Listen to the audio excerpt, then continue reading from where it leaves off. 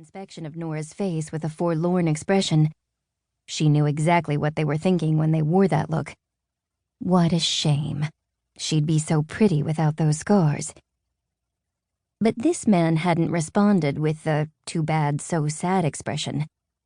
He was clearly more interested in the scone she held than in continuing to study her burn scars. Nora felt herself relaxing the stiff posture she held when newcomers inspected her. "Excuse me." The man pointed at her decimated pastry. "Where did you get that?" Nora, who'd been feeding the scone to a small flock of mourning doves, replied, "From the gingerbread house. They're called comfort scones. The baker, Hester, makes custom scones based on what she thinks her patrons will be comforted by. You should pay her a visit." "I love scones, but I haven't had one forever. I used to have a chocolate chip scone every Thursday afternoon at this little coffee shop near my office. But that was before everything changed. I couldn't look the barista in the eye after." The man fell into an abrupt silence. He sat very still and watched the doves devour Nora's crumbs. When every last piece was gone, he asked, "Why are you feeding yours to the birds?" "A customer dropped it on the floor while I was in the bakery, buying a cinnamon twist," Nora said. "I prefer cinnamon twists over scones because they're easier to eat while I'm reading.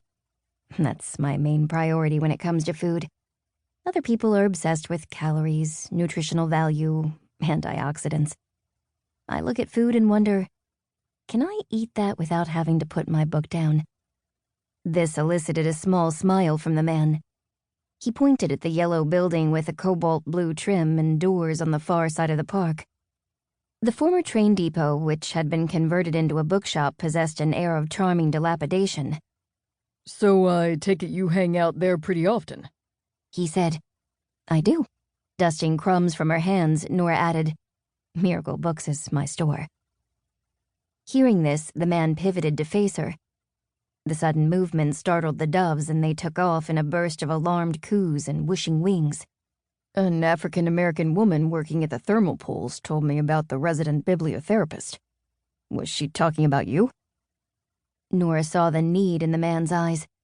She'd seen it hundreds of times, but only from those who dared to look directly at her. "This woman said that the bibliotherapist was able to help people solve their problems by recommending certain titles." The man gestured at Miracle Books. "It makes sense that you'd own a bookstore." "I have no official training," Nora said, uttering her standard disclaimer.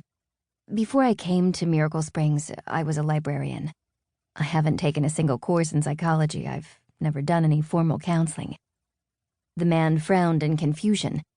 "This woman said that people seek you out when the rest of the services in town failed to make them feel better. But I don't get it. How can you succeed where all of the professionals and the healing waters can't?" Nora shrugged. "There's no guarantee my method will work either. I read all the time, and I listen to people. I really listen." She held the man's dubious gaze. Stories don't change much across continents and centuries. Hearts are broken, pride is wounded. Souls wander too far from home and become lost. The wrong roads are taken, the incorrect choices made. Stories echo with loneliness, grief, longing, redemption, forgiveness, hope, and love. Now it was her turn to point at the bookstore. "That building is stuffed with books that, once opened, reveal our communal story. And, if you're lucky, the words in those books will force you to grapple with the hardest truths of your life. After reducing you to a puddle of tears, they'll raise you up to your feet again. The words will pull you up, higher and higher, until you feel the sun on your face again. Until you're suddenly humming on the way to the mailbox. Or you're buying bouquets of Gerbera daisies because you crave bright colors. And you'll laugh again, as freely as champagne bubbling in a tall glass flute. When's the last time you laughed like that?" The man's mouth twisted. He was trying to hold his emotion in check, to keep his pain from overtaking him. His hands gripped his knees so hard that his knuckles had gone white. He looked away from Nora, and she thought he might get up and leave.